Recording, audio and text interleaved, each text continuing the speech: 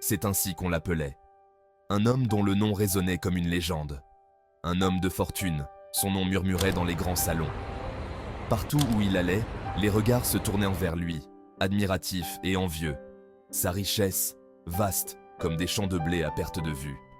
Des hectares et des hectares de terre fertile, produisant des récoltes abondantes. Mais Jean-Pierre, lui, ne voyait que les terres qu'il ne possédait pas encore. Chaque parcelle non acquise était une épine dans son esprit. Son cœur, une pépite d'or glacé, ne battait que pour en avoir plus. L'or et les richesses étaient sa seule passion, son unique obsession. Chaque matin, il se levait avant le soleil, l'esprit enflammé par les affaires. Les premiers rayons de l'aube éclairaient ses plans ambitieux.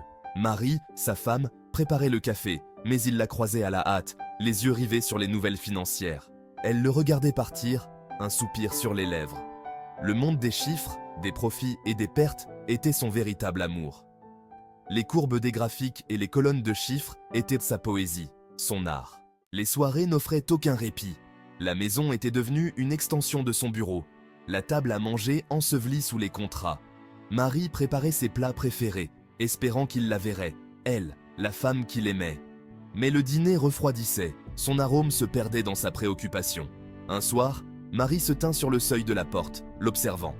Il était assis, penché sur des papiers, inconscient de sa présence. « Jean-Pierre, commença-t-elle, le dîner est prêt, il va refroidir. » Il ne leva pas les yeux, sa main continua de griffonner des chiffres. Cette nuit-là, quelque chose se brisa en Marie. Jean-Pierre, éclairé par son ordinateur portable, repoussa l'assiette de nourriture qu'elle avait préparée.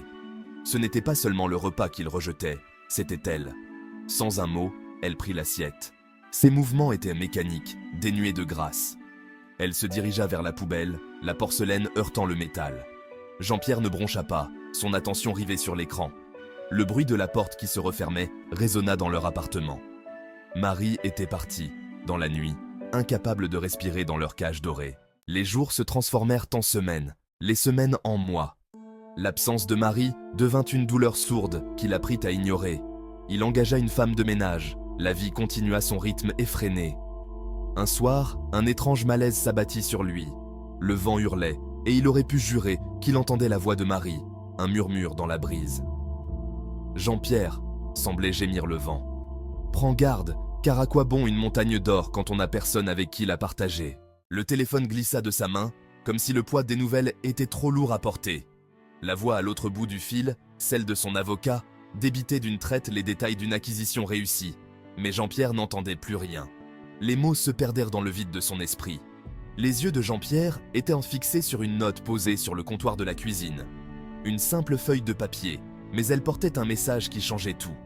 Son nom, griffonné de la main familière de Marie, semblait lui sauter aux yeux. Chaque lettre était une blessure ouverte, un rappel de sa présence et de son absence. Son cœur se serra dans sa poitrine.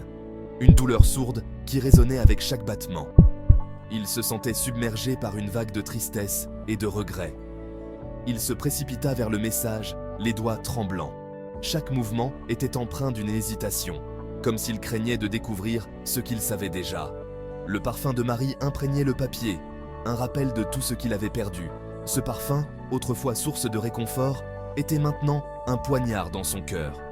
L'appartement, autrefois symbole de réussite, lui parut soudainement d'une immensité insupportable.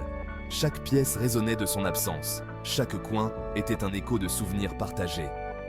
Il se sentait plus seul que jamais, perdu dans ce vide oppressant. Les mots dansèrent devant ses yeux. Chaque phrase semblait peser une tonne, chacun d'eux le brûlant comme un fer rouge. Il pouvait sentir la douleur dans chaque mot. La lettre de Marie parlait de son amour, un amour profond et sincère, un amour qu'il avait négligé. Il se souvenait des moments où il aurait pu être là pour elle. Elle parlait de sa solitude, de ses nuits passées seules, de son désir d'une connexion qu'il avait été trop aveugle pour lui offrir. Elle avait espéré, attendu. Et puis, les mots qui le brisèrent. « Je pars, mon amour. » Non pas par colère, mais par tristesse. Je ne peux plus supporter cette distance entre nous. Je ne peux pas vivre dans l'ombre de ton ambition. Elle avait besoin de plus, de quelqu'un qui soit présent. Puisses-tu trouver la paix, Jean-Pierre, dans la chaleur des liens humains? Ces mots résonnaient dans son esprit. Il s'effondra à genoux, incapable de contenir sa douleur, la lettre voltant jusqu'au sol, comme un dernier adieu. réalisant qu'il avait gaspillé le seul véritable trésor qu'il possédait, l'amour de Marie. Il se demandait s'il pourrait jamais réparer ce qui était brisé,